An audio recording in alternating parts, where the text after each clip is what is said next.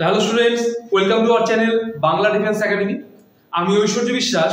আজ আমরা আলোচনা করব কারেন্ট অ্যাফেয়ার্স থেকে।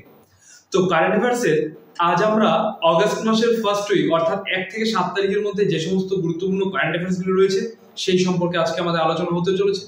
তো তোমরা ভিডিওটিকে স্কিপ না করে পুরোপুরি দেখবে। এছাড়াও তোমরা যারা আমাদের চ্যানেলে একদমই নতুন, যারা এখনো চ্যানেলটিকে সাবস্ক্রাইব করোনি, তারা দেরি না করে এক্ষুনি চ্যানেলটিকে সাবস্ক্রাইব করে রাখো এবং পাশে থাকা বেল আইকনটিকে প্রেস করে রাখো চ্যানেলের সমস্ত নতুন আপডেট সবার আগে পাওয়ার জন্য। আমাদের এই চ্যানেলের মাধ্যমে আমরা কিন্তু বর্তমানে WEB আর SSC GD প্রিপারেশন দেওয়ানো হচ্ছে, ঠিক আছে। প্রত্যেকদিন ক্লাস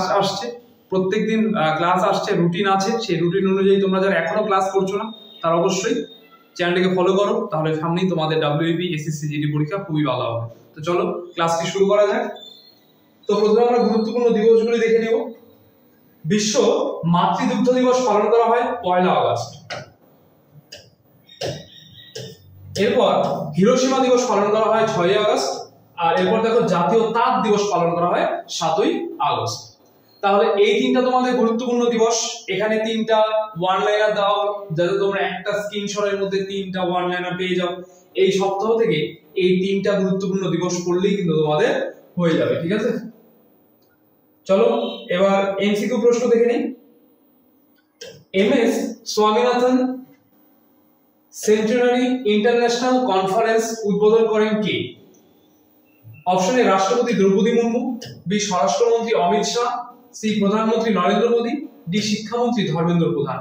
তাহলে এর অ্যানসার কিন্তু হয়ে যাবে অপশন সি, প্রধানমন্ত্রী নরেন্দ্র মোদী। তিনি কিন্তু MS Swaminathan centenary international conference উদ্বোধন করেন।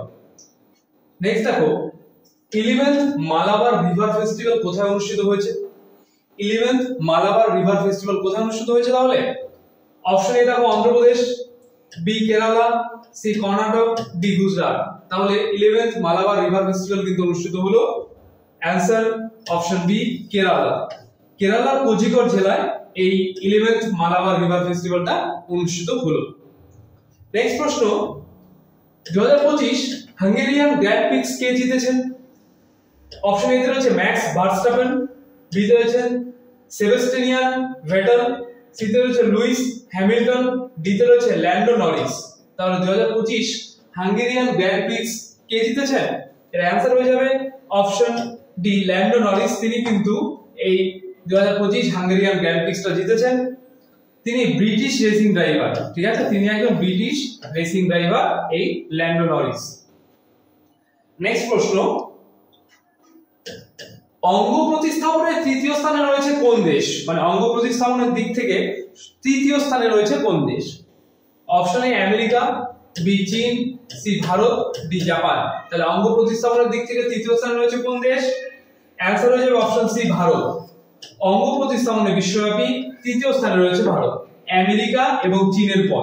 আমেরিকা তাহলে 1 নাম্বার, 2 নাম্বার চীন, তারপরে নাম্বার কে? তারপরে নাম্বার ভারত। তাহলে অঙ্গ প্রতিস্থাপনের দিক থেকে 3 নম্বরে রয়েছে ভারত, প্রথমে আমেরিকা রয়েছে, দ্বিতীয় স্থানে চীন রয়েছে।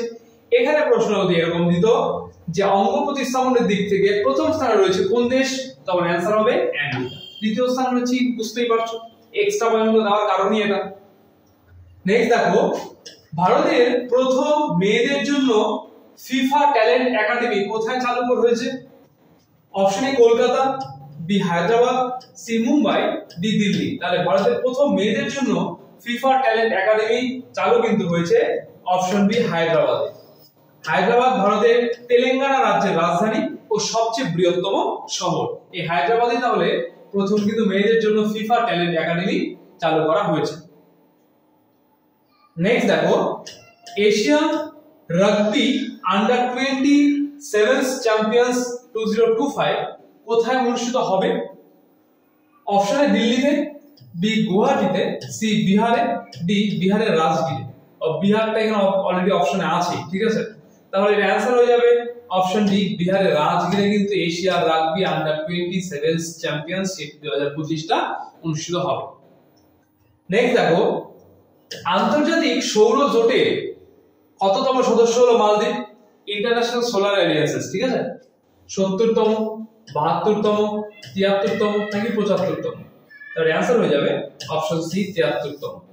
আন্তর্জাতিক সৌরজোট বা ইন্টারন্যাশনাল সোলার অ্যালিয়েন্সের সহযোগিতায় প্রচারের জন্য ভারত এবং ফ্রান্স দ্বারা প্রতিষ্ঠিত একটি বিশ্বব্যাপী উদ্যোগ এটা। এতে 120টিরও বেশি সদস্য দেশ রয়েছে এবং মালদ্বীপও সেই সদস্যদের মধ্যে রয়েছে, তাই না, 73তম। নেক্সট দেখো, এশিয়া রাগবি আন্ডার 20 যেটা সেভেন্স চ্যাম্পিয়নশিপ 2025 এর মাস্কটের নাম কি? থিম বা মাস্কট বলতে পারো, সেই মাস্কটের নাম। Option A Ashoka, B Shera, C tiger, D Leo. তাহলে এই এশিয়া রাগবি আন্ডার 20 যেটা চ্যাম্পিয়নশিপ 2025 এর মাস্কটের নাম কিন্তু অপশন এ অশোকা, ঠিক আছে। নেক্সট দেখো, জাগুয়ার ল্যান্ড রোভার এর সিইও হিসেবে নিযুক্ত হওয়া প্রথম ভারতীয় কে? Option A Ratan Tata, B TB Balaji, C Ajay Singh, D Siddharth Lal. তার অ্যানসার হয়ে যাবে অপশন বি টিবি বালাজি। তিনি তাহলে জাগুয়ার ল্যান্ড রোভারের সিইও হিসেবে নিযুক্ত হওয়া প্রথম ভারতীয়, ঠিক আছে। নেক্সট প্রশ্ন, ফরচুন গ্লোবাল 500 তালিকায় রিলায়েন্স ইন্ডাস্ট্রিজ লিমিটেডের অবস্থান কত নম্বরে? অর্থাৎ জানতে চাওয়া হয়েছে যে ফরচুন যে গ্লোবাল 500 যে তালিকাটা আছে তার মধ্যে রিলায়েন্স ইন্ডাস্ট্রিজ স্থান কত? অপশন এ 50তম, বি 90তম, সি 88তম, ডি 70তম। তাহলে ফরচুন গ্লোবাল 500 তালিকায় রিলায়েন্স ইন্ডাস্ট্রিজের স্থান 88তম। প্রথম স্থানে রয়েছে ওয়ালমার্ট। এই ফরচুন গ্লোবাল 500 তালিকায় প্রথম স্থানে কিন্তু রয়েছে তাহলে ওয়ালমার্ট, ঠিক আছে। নেক্সট প্রশ্ন দেখো, 71তম জাতীয় চলচ্চিত্র পুরস্কারে সেরা বাংলা চলচ্চিত্র কোনটি হয়েছে? অর্থাৎ 71তম যে চলচ্চিত্র পুরস্কারটা দেওয়া হলো এই 1 আগস্টে, সেটাতে সেরা চলচ্চিত্রে বাংলা চলচ্চিত্র পুরস্কার কোন পুরো চলচ্চিত্রটি পেয়েছে? আচ্ছা, অপশন এতে রয়েছে পদ্মা নদীর মাঝি, বি টোকা, সি ডিপ ফ্রিজ, ডি কণ্ঠ। তাহলে এর অ্যানসার হয়ে যাবে অপশন সি ডিপ ফ্রিজ। এবার তোমরা যারা এই 71তম জাতীয় চলচ্চিত্র পুরস্কার সম্পর্কে জানতে চাও ডিটেইলসে, সমস্ত কিছু ডিটেইলসে কিন্তু আলোচনা করা আছে, একটা সেপারেট ভিডিও তৈরি করা আছে। অবশ্যই তোমরা চ্যানেলের প্লেলিস্টে গিয়ে যেখানে দেখবা মান্থলি কারেন্ট অ্যাফেয়ার্স আছে, সেখান থেকে তোমরা অবশ্যই দেখে নিতে পারো। ডিটেইলস তোমরা সেখানে পুরোটা পেয়ে যাবে। নেক্সট দেখো, জাপানকে অতিক্রম করে বিশ্বের 5ম বৃহত্তম বিমান পরিবহন বাজারে পরিণত হলো কোন দেশ? Option A China, B Bharat, C America, D France. তাহলে এটা অ্যানসার কিন্তু হয়ে যাবে অপশন বি ভারত। জাপানকে অতিক্রম করে বিশ্বের 5ম বৃহত্তম বিমান পরিবহন বাজারে পরিণত হলো কিন্তু ভারতবর্ষ। নেক্সট প্রশ্ন, ভারতীয় সিনিয়র পুরুষ ফুটবল দলের প্রধান কোচ হিসেবে নিয়োগ হয়েছেন কে? অপশন এ দেখো রয়েছে খালিদ জামিল, বি তে রয়েছে স্টিমার্চ, সি তে রয়েছে বিকাশ ভট্টাচার্য, ডি তে রয়েছে সুনীল ছেত্রী। তাহলে এটা কিন্তু অ্যানসার হয়ে যাবে অপশন এ খালিদ জামিল। তিনি কিন্তু ভারতের সিনিয়র পুরুষ ফুটবল দলের প্রধান কোচ হিসেবে নিয়োগ হয়েছেন। নেক্সট দেখো, ভারতের প্রথম এআই চালিত অঙ্গনওয়াড়ি কেন্দ্র কোথায় উদ্বোধন করা হয়েছে? এআই চালিত অঙ্গনওয়াড়ি কেন্দ্র। অপশন এ দিল্লিতে, বি মুম্বাইতে, সি নাগপুরে, ডি চেন্নাইতে। তাহলে এটা অ্যানসার কিন্তু হয়ে যাবে অপশন সি নাগপুরে। ভারতের প্রথম এআই চালিত অঙ্গনওয়াড়ি কেন্দ্র নাগপুরে কিন্তু উদ্বোধন করা হয়েছে। উদ্বোধন করলেন মহারাষ্ট্রের মুখ্যমন্ত্রী দেবেন্দ্র ফডনবিস, তিনি তাহলে এটা উদ্বোধন করেছেন। নেক্সট দেখো, 43তম লোকমান্য তিলক জাতীয় পুরস্কার কে পেয়েছেন? Option A Amit Shah, B Nitin Gadkari, C Rajinikanth, D Sachin Tendulkar. তাহলে 43তম লোকমান্য তিলক জাতীয় পুরস্কার পেয়েছেন অপশন বি নীতিন গডকরি। তিনি কিন্তু ভারতের বর্তমান ভারত সরকারের সড়ক ও পরিবহন ও মহাসড়ক মন্ত্রী, সড়ক পরিবহন ও মহাসড়ক মন্ত্রী পদে কিন্তু বর্তমানে এই নীতিন গডকরি রয়েছে। নেক্সট দেখো, 2025 সালে ওয়ার্ল্ড জুনিয়র স্কোয়াশ চ্যাম্পিয়নশিপ কে জিতেছে? Option A Abhay Singh, B Anath Singh, C Kush Agarwal, D Sayantika Ghosh. এর অ্যানসার হয়ে যাবে অপশন ডি অনাহত সিং। ব্রোঞ্জের পদক জিতলেন ভারতের অনাহত সিং 2025 সালে ওয়ার্ল্ড জুনিয়র স্কোয়াশ চ্যাম্পিয়নশিপে। নেক্সট প্রশ্ন, HQ-16 surface two air missile বা মিসাইল SAM সিস্টেম তৈরি করেছে কোন দেশ? অপশন এ তে রয়েছে ভারত, বি রাশিয়া, সি চীন, ডি আমেরিকা। তাহলে এটার ক্ষেত্রে অ্যানসার কিন্তু হয়ে যাবে অপশন সি চীন। চীনের রাজধানী বেইজিং, রাষ্ট্রপতি শি জিনপিং, এটা জিনপিং হবে, হ্যাঁ শি জিনপিং, মুদ্রা হ্যাংম্যান। নেক্সট দেখো, first chess sports world cup title জিতেছেন কে?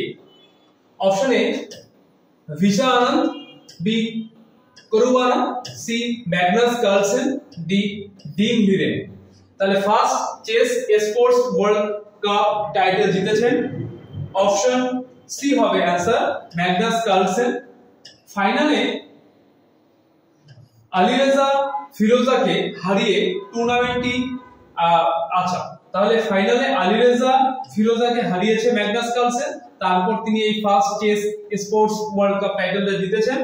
আর এই টুর্নামেন্টটি কিন্তু সৌদি আরবের রিয়াদে অনুষ্ঠিত হয়েছে, ঠিক আছে। নেক্সট দেখো, মাছ উৎপাদনে বিশ্বব্যাপী দ্বিতীয় স্থানে রয়েছে কোন দেশ? মাছ উৎপাদনে চীন, ইন্দোনেশিয়া, ভারত নাকি ব্রাজিল? তাহলে মাছ উৎপাদনে বিশ্বব্যাপী দ্বিতীয় স্থানে রয়েছে, অ্যানসার হয়ে যাবে সি ভারত। এবার তোমরা যদি জেনে থাকো তাহলে জানাও যে মাছ উৎপাদনে বিশ্বব্যাপী প্রথম স্থানে রয়েছে কোন দেশ, এটা তোমাদের জন্য হোমওয়ার্ক থাকবে, ঠিক আছে, যদি এখানেই আছে অ্যানসারটা। নেক্সট দেখো, 47তম ভাইস চিফ হিসেবে ভারতীয় নৌবাহিনীতে কে দায়িত্ব গ্রহণ করেছেন? Option A Sanjay Kumar, B Rajiv Mehta, C vice admiral Sanjay Bahalun, D Vinay Sharma. তার অ্যানসার হয়ে যাবে option C vice admiral Sanjay Vatsayan. তিনি তাহলে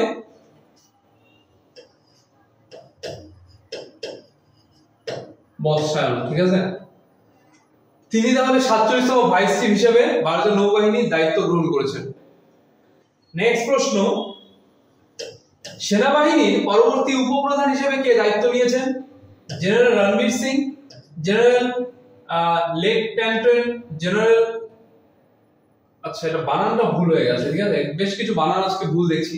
এটা জেনারেল, এটা লেফটেন্যান্ট হবে, হ্যাঁ লেফটেন্যান্ট জেনারেল পুষ্পেন্দ্র সিং, সিতে রয়েছে জেনারেল বিক্রম চৌধুরী, ডিতে রয়েছে কর্নেল বিক্রম সিং। তার অ্যানসার হয়ে যাবে option B lieutenant general Pushpendra Singh. Lieutenant general Pushpendra Singh তিনি তাহলে সেনাবাহিনী পরবর্তী উপপ্রধান হিসেবে কিন্তু দায়িত্ব নিয়েছেন। নেক্সট দেখো, পাকিস্তানকে হারিয়ে WCL 2025 টাইটেল কে জিতেছে বা কোন দেশ জিতেছে? Option A Bharat, B England, C দক্ষিণ আফ্রিকা, ডি অস্ট্রেলিয়া।